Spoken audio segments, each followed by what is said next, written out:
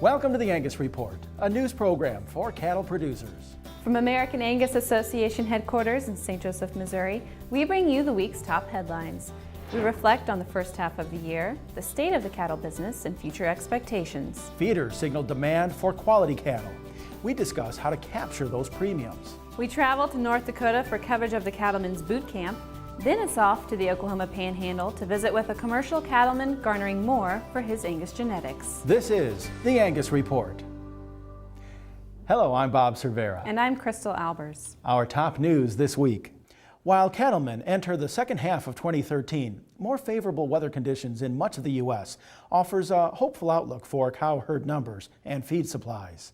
Here, we reflect on the state of the beef business, cattle sales, and what we can expect for the remaining year. We sell all our bulls at private treaty. We priced them the same as last year, and we're pleasantly surprised at the reception we've got. As of 2 days ago, out of 442 bulls, we only had 7 left.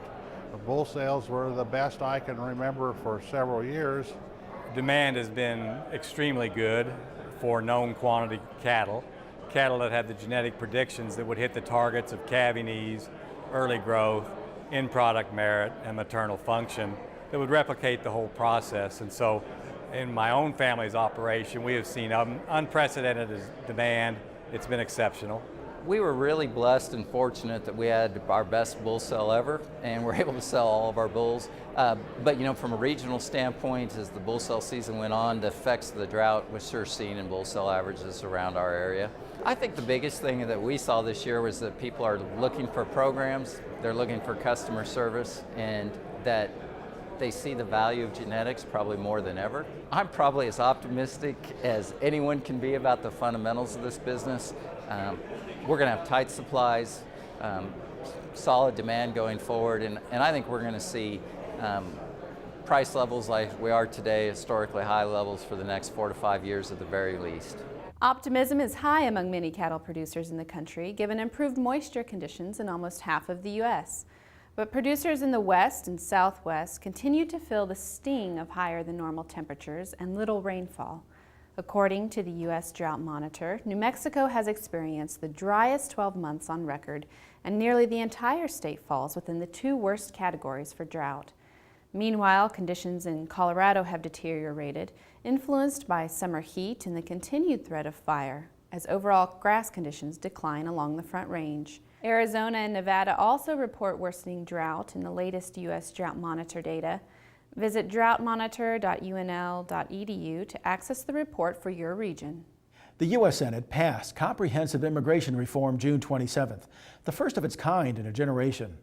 In a 68-32 vote, U.S. senators passed the Immigration and Border Security Bill, which creates a path to citizenship for some estimated 11 million undocumented immigrants living in the U.S., and it accounts for an additional 20,000 border security agents and the completion of a 700-mile security fence. The bill also addresses legal immigration, employer hiring, and an entry-exit system. So what does it mean for cattle producers? Many agriculture groups welcome the Senate bill, and National Cattlemen's Beef Association President Scott George says it's a step in the right direction, especially for those who ranch near U.S. borders. Now, cattlemen look to the House of Representatives, where a bipartisan group is working on its own version of comprehensive immigration reform. Selling cattle on a carcass versus live weight basis can improve profitability in today's feeding environment. It just takes some simple pencil work to determine your margins. That's according to Sean Walter of Professional Cattle Consultants. Walter has spent the last 2 years studying performance during the final days of the feeding period and the most profitable time to pull cattle off feed. Given relatively high feed costs, the findings may surprise you. We're finding that even with today's high corn prices, that a lot of times it's beneficial to put more days on cattle than many would expect if you're selling them on a carcass weight basis, and you're able to go ahead and get some more grade, take advantage of the high choice select spreads that we're seeing right now, and still have a positive daily feeding margin if you're selling in the beef, because of the difference in the carcass weight transfer and how we put pounds on more efficiently at the end of the feeding period towards carcass versus live.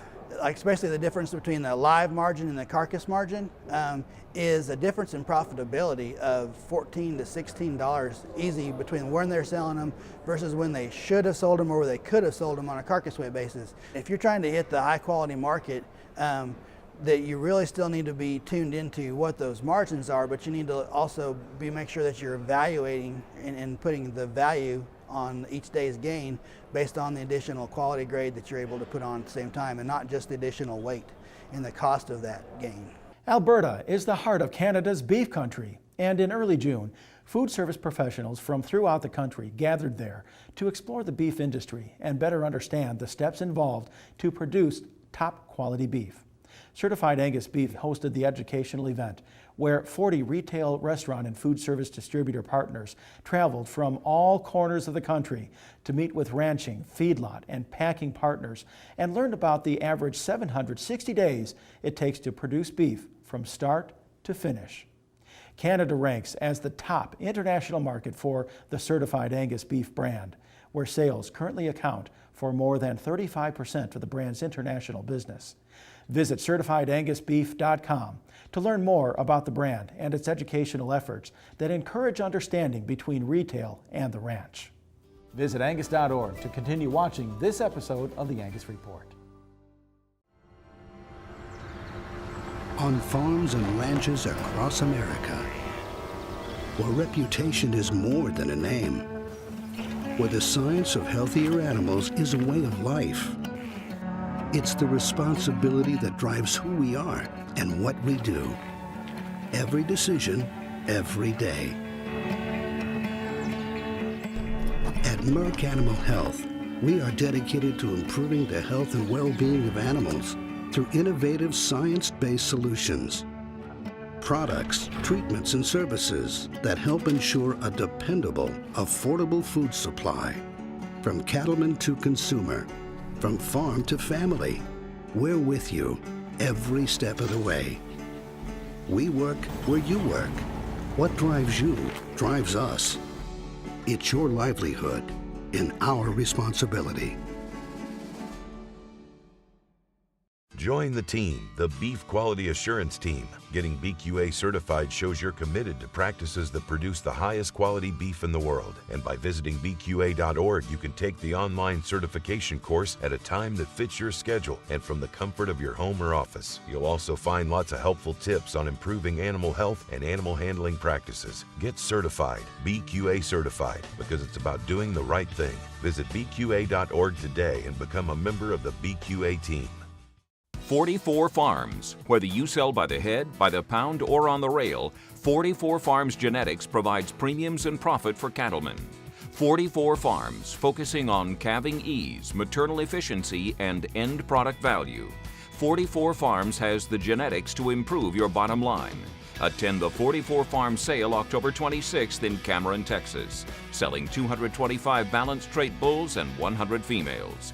Visit 44farms.com and 44steaks.com. 44 Farms, your trusted source for balanced Angus genetics.